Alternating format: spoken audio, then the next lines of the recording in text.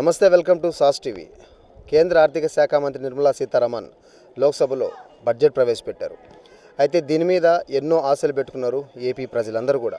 ఎందుకంటే గత 5 సంవత్సరాలుగా అభివృద్ధి ఆగిపోయిందనేది కొంతమంది వాదన. సో ఈ నేపథ్యంలో ఇప్పుడు ఎన్డీఏ గవర్నమెంట్ ఏర్పడింది కాబట్టి ఖచ్చితంగా కేంద్రం నుంచి రాష్ట్రానికి నిధులు బాగా వస్తాయని ఆశించారు. ఈ నేపథ్యంలో అమరావతి ఏదైతే ఈ 5 ఏళ్లుగా ఆగిపోయిందో అమరావతి నిర్మాణానికి 15,000 కోట్లు, అదేవిధంగా పోలవరం పూర్తి చేసేందుకు పూర్తి బాధ్యతను కేంద్రం తీసుకుంటుందని ప్రకటించారు.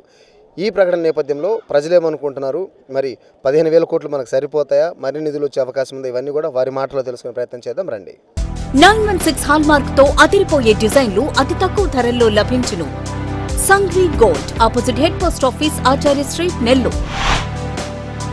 సో మొత్తానికి కేంద్ర బడ్జెట్ అయితే ప్రవేశపెట్టింది. ఏపీకి 15,000 కోట్లు అమరావతి నిర్మాణానికి ఇస్తున్నట్లు ప్రకటించింది. అయితే ఇది ఎంతవరకు న్యాయం? అయితే మళ్ళీ తిరిగి కట్టాల లోన్ అంటే ఫ్రీగా అయితే ఇవ్వలేదు, ఆ లోన్ తిరిగి కట్టాలంటున్నారు.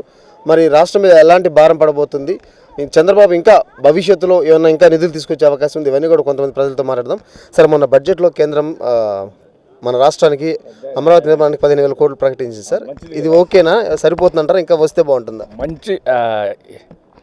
ఇప్పుడు అమరావతికి 15,000 కోట్లు వాళ్ళు అనౌన్స్ చేయడం అనేది out of his activeness and intelligence only they have sanction that amount against Andhra Pradesh అంటే అమరావతి కన్స్ట్రక్షన్ పాయింట్ ఆఫ్ వ్యూలో. కాబట్టి వాళ్ళ యొక్క కేంద్ర సహకారం మనకు ఉండాలి. ఇన్ అడిషన్ టు దట్ ఎన్నికైనటువంటి సీఎంస్ కానీ లేకపోతే మంత్రులు కానీ వారు కూడా సరైనటువంటి నిర్ణయం తీసుకొని ఆయనతో కోపపోయి మంచిగా సహకరిస్తే మన రాష్ట్రం 3 పువ్వులు 6 కాయలుగా విలసిల్లగలదని చెప్పేసి నా భావన. ఖచ్చితంగా కూడా అమరావతిని డెవలప్ చేస్తారు. అదేవిధంగా ఈయన కట్టించినటువంటి 500 కోట్లు పెట్టి కట్టించినటువంటి వైజాగ్ను కూడా ఆర్థిక రాజధానిగా మారుస్తారు. మంచి జరగద్ది కానీ చెడ్డ అనేది జరగదు. కాబట్టి ఇతను ఒక టీచర్, పొలిటికల్ టీచర్, పాలిటిక్స్లో పండిపోయినాడు కాబట్టి మెచ్యూరిటీ ఆఫ్ మైండ్ ఉంది. ఏ వ్యక్తిని ఎలా కన్విన్స్ చేయాలా, ఏ విధంగా ఒప్పించాలా, మెప్పించాలా, అన్ని కళలు 64 కళల్లో జీనేక కళ అనేది 65వ కళ. కాబట్టి అన్ని కళలు ఉన్నటువంటి సీఎం మనకి దొరకడం అదృష్టం. కాబట్టి ఆంధ్ర యొక్క స్థితిగతులు మారుతాయి. మంచిగా మన యూత్ కానీ ఎంప్లాయీస్ కానీ ప్రజలు కానీ అందరూ కూడా సుఖ సౌఖ్యాలతో ఆరోగ్యంగా ఆనందంగా హాయిగా ప్రసన్నంగా ప్రశాంతంగా ఉంటుందని చెప్పేసి నా భావన. మన స్టేట్కి మహర్దశ పట్టినట్టు ఆయన అరుగు పెట్టడం. కాబట్టి ఈవెన్ లోకేష్ కూడా పప్పు ముద్ద అన్నారు కానీ పప్పు ముద్ద కదా, వాడు గట్టి ముద్దేను. కాబట్టి వాడు కూడా మంచిగా షైన్ అవుతాడు. ఇప్పుడు మనం ఒక మంచి వ్యక్తితో సహవాసం చేసాము, మంచి క్వాలిటీస్ మనలో వస్తాయి ఆటోమేటిక్గా. అదే ఒక చెడ్డ వ్యక్తితో సహవాసం చేసాము, ముందుగడుతూ పోయినాము లేకపోతే పోయినాము, ఆ లెక్కలోనే పోతాం. వాడి మైండ్ సెట్ ప్రకారం మనం పోతాం. యథా రాజా తథా ప్రజ. కాబట్టి ఎప్పుడు కూడా మనం మంచికి చోటు ఇవ్వాలి, మంచికి విలువ ఇవ్వాలి. ఆ మంచి అనేది మనకి మహర్దశ పట్టింది కాబట్టి సీఎం చంద్రబాబు అయ్యాడు. చంద్రబాబు కష్ట సుఖాలు తెలుసుకున్న వ్యక్తి.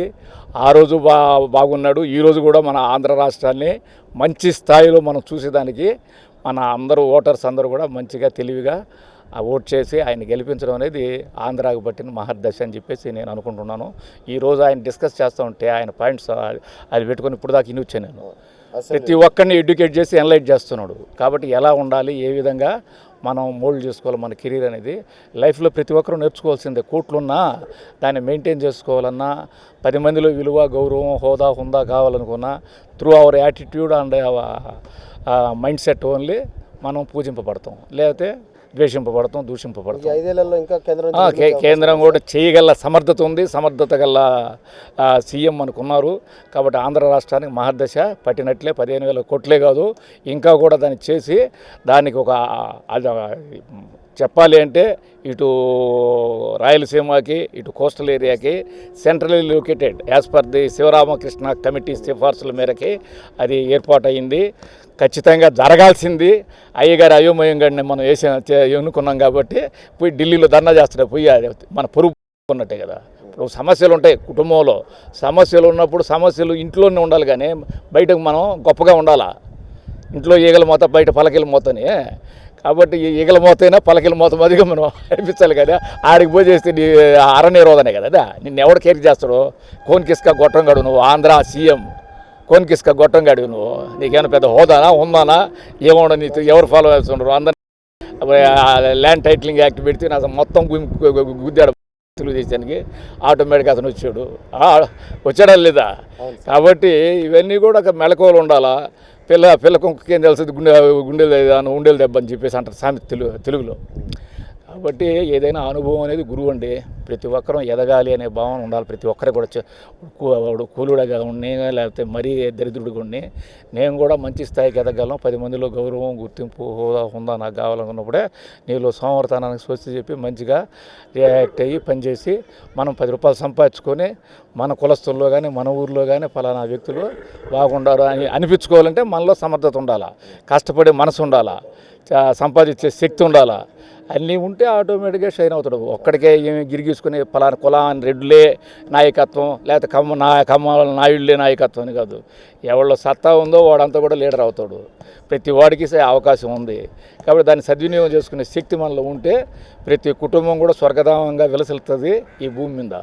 కాబట్టి నా గతి ఇంతే, నేను ఇంతే, ఎడ పుట్టాను, నా పరిస్థితి అయిపోయింది, ఆంధ్రాలో పుట్టాను, అందేరా అయిపోయినాను అనుకుంటే యద్భావం తద్భవతే అంటారు.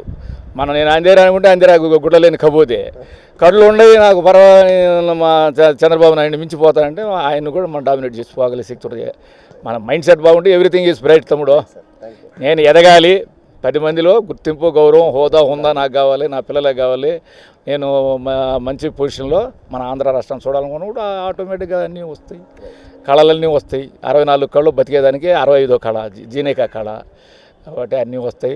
కాబట్టి ఇప్పుడు పాజిటివ్గా మంచి మినిస్ట్రీ ఉంది ఇప్పుడు. కాబట్టి ఈ గవర్నమెంట్లో ఖచ్చితంగా మన ఆంధ్రకి మహర్దశ పట్టినట్లు అని చెప్పేసి నేను అనుకుంటున్నాను. ఖచ్చితంగా జరుగుతుంది. ఫలానప్పుడు నరసింహ గారు చెప్పారని మీరు కూడా అనుకోవాలి. కాబట్టి ఇది sure and certain. Okay, thank you. సెంట్రల్లో ఉండేది ఎన్డీఏ గవర్నమెంట్ కాబట్టి మరొక వైపు చంద్రబాబు మద్దతు కూడా ఇచ్చారు కాబట్టి తన ఎమ్మెల్యేలతోటి. చంద్రబాబు 40 ఏళ్ల రాజకీయ సుదీర్ఘ అనుభవం ఉన్న ఒక నాయకుడు కాబట్టి ఖచ్చితంగా ఏపీని డెవలప్ చేస్తారు, అమరావతిని పునర్నిర్మిస్తారు. ఆయన డ్రీమ్ ప్రాజెక్ట్ అమరావతి. ఆయన చాలా సందర్భాల్లో చెప్పారు ఏపీ అంటే అమరావతి, పోలవరం అని. సో ఖచ్చితంగా 2 ప్రాజెక్టులు పూర్తి చేస్తారని చెప్పి ప్రజలు కూడా అంటున్నారు. మరి రాష్ట్రానికి మంచి జరగాలి, ఈ 15,000 కోట్లే కాకుండా ఇంకా కూడా మరిన్ని నిధులు రావాలి, రాష్ట్రం అభివృద్ధి పథంలో నడిపించాలని చెప్పి అందరం ఆశిద్దాం. కెమెరా పర్సన్ వంశీకృష్ణారెడ్డితో జోసెఫ్ సాస్ టీవీ, నెల్లూరు నుంచి. సంఘ్వి గోల్డ్ స్వర్ణాభరణాల కొనుగోలుకు ఒక నమ్మకం. సంఘ్వి గోల్డ్ 1989 నాటి నుండి ఇప్పటి వరకు సింహపురి వాసులకు ఎప్పటికప్పుడు సరికొత్త డిజైన్లతో BIS 916 హాల్ మార్క్ కేడియం వంటి స్వచ్ఛమైన బంగారాన్ని అందిస్తూ వారి నమ్మకాన్ని చూరగొంది సంఘ్వి గోల్డ్. మా వద్ద light weight jewellery, antique jewellery, nakshi jewellery, Mona Lisa beads jewellery మరియు వెండి వస్తువులు లభించును. బంగారు నగలపై ఎటువంటి కూలీ లేదు, వెండి ఆభరణాలపై ఎటువంటి తరుగు కూలీ లేదు. ఆర్డర్ చేసిన అన్ని రకాల ఆభరణాలు సకాలంలో తయారు చేసి ఇవ్వబడును. మార్కెట్లో ఎవ్వరూ ఇవ్వలేని విధంగా బంగారు నగలపై అతి తక్కువ తరుగు, మేకింగ్ ఛార్జెస్ లేవు మరియు అందరికీ అందుబాటులో ధరలో మా ప్రత్యేకత. విచ్చేయండి Sanghvi gold, Achari street, opposite head post office, Nellore. Cell 9331232123.